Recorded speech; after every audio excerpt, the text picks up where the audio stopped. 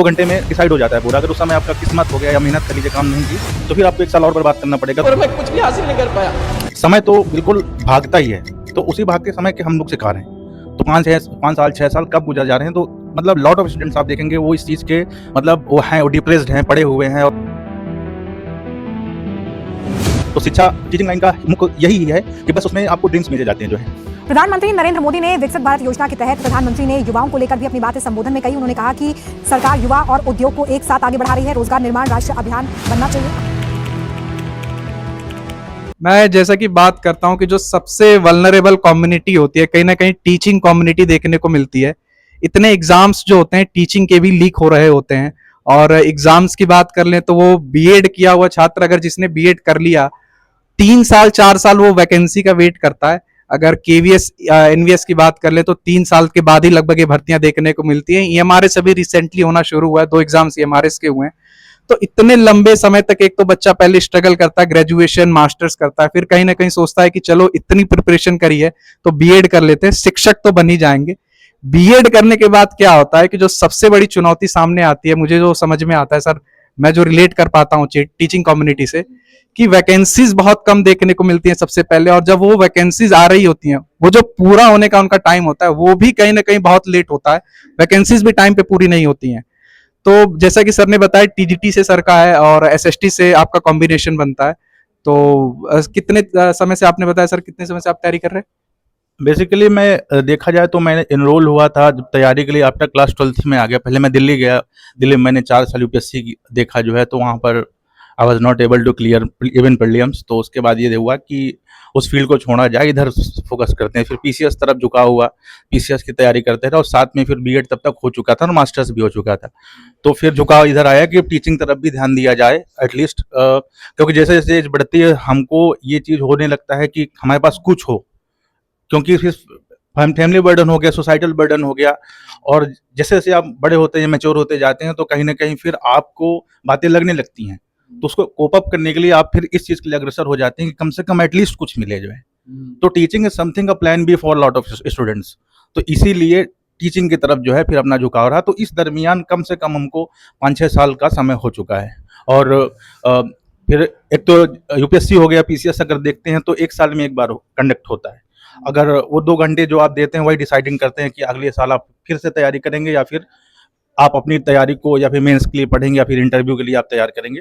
तो 2 घंटे में डिसाइड हो जाता है पूरा। अगर उस समय आपका किस्मत हो गया या मेहनत कर लीजिए काम नहीं की तो फिर आपको 1 साल और बर्बाद करना पड़ेगा। तो इस तरह करके समय गुजरता जाता है।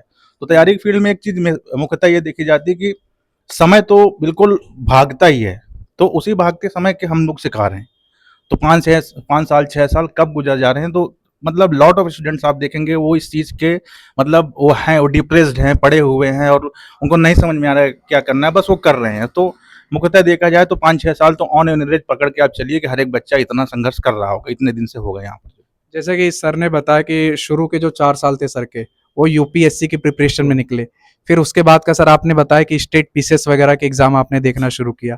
और फिर उसके बाद अब लास्ट में आप टीचिंग एग्जाम को फोकस कर रहे हो। और टीचिंग एग्जाम की जो कंडीशन है बहुत बेहतरीन तरीके से हम लोग जानते हैं कि कितना डिले हमने जैसा बात करी यहाँ देखने को मिलता है। तो ये अपने आप में ही संघर्ष है। अगर यूपी पीसीएस की बात कर ले तो जो एग्जाम्स मतलब कंडक्ट हो जाने चाहिए बहुत पहले ही, दिसंबर में देखने को मिल रहा है। और किस तरीके से ये आयोग के लिए क्या होता है, उनके लिए ये अपनी रिस्पॉन्सिबिलिटी से वो भाग रहे होते हैं या फिर कोई इस तरीके की चीजें, क्योंकि लास्ट में शिफ्ट कर दिया, दिसंबर में एग्जाम शिफ्ट कर दिया। केवीएस एनवीएस की अगर बात कर लें दोस्तों तो टीचिंग एग्जाम्स के ये एक तरीके से संगठन है। तो इन्होंने अपना जो एक शेड्यूल निकाला था, पिछले साल का शेड्यूल निकाला था इन्होंने, पेपर भी जो है पिछले साल कंडक्ट करा लिए थे। और पेपर कंडक्ट कराने के बाद रिजल्ट जो है ये साल आ गया और इस तरीके से हम लोग देख रहे हैं अभी तक रिजल्ट डिक्लेयर नहीं हुआ। तो कितना डिले हो रहा है केवल रिजल्ट डिक्लेयर करने में, और एग्जाम्स कितनी जल्दी ये ले लेते हैं बच्चों के। फॉर्म आए, एग्जाम तुरंत लिया, रिजल्ट फिर डिक्लेयर नहीं करे, रिजल्ट फिर से पेंडिंग पे इन्होंने डाल के छोड़ दिया। तो टीचिंग वाले बच्चों के साथ तो ये समस्याएं हैं ही। और आप देख सकते हैं कि अभी टीजीटी पीजीटी हुआ, 2022 की भर्ती थी। यह हुआ कि अगले साल होगी, अगले साल होगी, अगले साल होगी, 4 साल गुजर गया। उसके बाद फिर अब लास्टली अब जो है उन्होंने एग्जाम करवाया।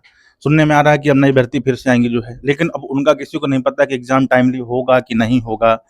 भाई कर रहे हैं तैयारी, अंधा सब मार रहे हैं जो है, लेकिन अब ये है कि एटलीस्ट लगे हुए हैं इस आस में कि कम से कम हो जाएगी, लेकिन किसी को ड्यूरेशन नहीं पता कि क्या वो इस बार हो पाएगी या चुनाव आ रहे हैं तो उन अटकलों में वो अटक जाएगी, किसी को कुछ नहीं पता।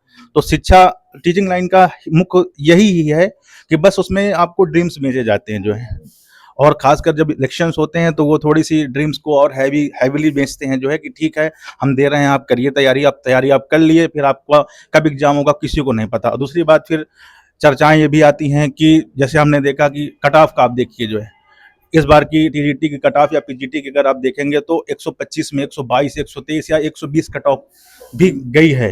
तो ऐसे में जो लड़का मान लीजिए 4 साल से वेट कर रहा था 2022 हाँ 2022 से, अब मैं जानने वालों को बता दूं कि 2022 की भर्ती थी ये, और उस समय से ये पेंडिंग इन्होंने करके रखी थी ये भर्ती। 2022 का बच्चों का इन्होंने फॉर्म भराया, 22, 23, 24, 25, 26, मतलब 4-4.5 साल बाद इन्होंने पेपर लिया। वो बच्चे जो वेट कर रहे थे इस भर्ती के पूरा होने का, और ये भर्ती अचानक से आती है, तुरंत पेपर लेते हैं, रिजल्ट भी बहुत क्विक दे देते हैं, रिजल्ट में तो देरी नहीं करते हैं। और जो कट ऑफ जो थी सर देखने को मिली थी, कितने 125 नंबर का पेपर था ना, 125 क्वेश्चंस थे और 125 नंबर का लगभग अगर पेपर माने तो 121 122 कुछ कुछ सब्जेक्ट में, तो इतने जो बच्चे नंबर लेके आए उनका भी सिलेक्शन देखने को नहीं मिल रहा है। पता नहीं पेपर क्या बना था, किस तरीके से सेट करा था इन्होंने कि 122 वाला जो बच्चा है 125 में से वो भी सेलेक्ट यहाँ नहीं देखने को मिलता है। सर ने जिस तरीके से बताया, सबसे बड़ी जो बात यहाँ पे थी, वो सबसे बड़ी बात ये थी कि उसने जो 4.5 साल वेट किया, ठीक है, क्या उसकी मेहनत 122 नंबर से दिख नहीं रही कि उसने मेहनत करी है? 125 नंबर पे अगर पेपर है तो 122 नंबर तक आ रहा, तो उसकी मेहनत में तो कहीं कोई कमी नहीं है। जो सिस्टम की जो कमी है समझ में आती है कि अगली अगर ये भर्ती अगर निकाल भी दें तो फिर कितने साल लेंगे उसको पूरा करने में? क्या फिर से 4 साल 5 साल का ये जो इनका एक प्लान बना के रखा है इन्होंने कि कहीं ना कहीं बच्चों की एज निकाल दे, पूरी कर दे, ताकि उनके अंदर पोटेंशियल बचे ही ना तैयारी करने का। इस तरीके से सर की कंडीशन है। जिस तरीके से कंचन सर की यहाँ पे कंडीशन इन्होंने बताई कि 4 साल वहां गए, 2 साल यूपी पीसीएस वगैरह में गए, फिर टीचिंग एग्जाम की तैयारी कर रहे हैं। 8-9 साल का जो समय होता है, बहुत पीक समय होता है ये यूथ। अगर बात कर ले किस तरीके से सर निकले होंगे और किस तरीके से सर की चीजें होंगे कि ये करना है लाइफ में, ये अचीव करना है, और आज आके यहाँ पे रुके हैं और सिस्टम का कहीं ना कहीं सर अब शिकार बन के बैठे हुए हैं। वो स्टेट पीसीएस का एग्जाम हो, वो या फिर बात कर ले टीचिंग का एग्जाम हो, एग्जाम डिले से लेकर पेपर लीक से लेकर, ये सारी चीजें जो हैं ये फेस करनी पड़ती हैं एक स्टूडेंट को, एक एस्पिरेंट को। सर आपसे बात कर बहुत अच्छा लगा, और बिल्कुल इसके बारे में क्या कहा जाए, क्योंकि सिस्टम की कमियां हैं, सर के तरफ से तो कोई कमी समझ में आती नहीं है। सर ने जितना अगर बताएं, यूपी पीसीएस अगर बात कर लें तो उसमें भी डिले वाली जो बात हमने डिस्कस करी, तो सर बहुत बेहतर हो आपका जीवन में, यही हम लोग कहीं ना कहीं कामना करेंगे आपके लिए। बहुत अच्छा लगा सर आपसे बात करें। Thank you.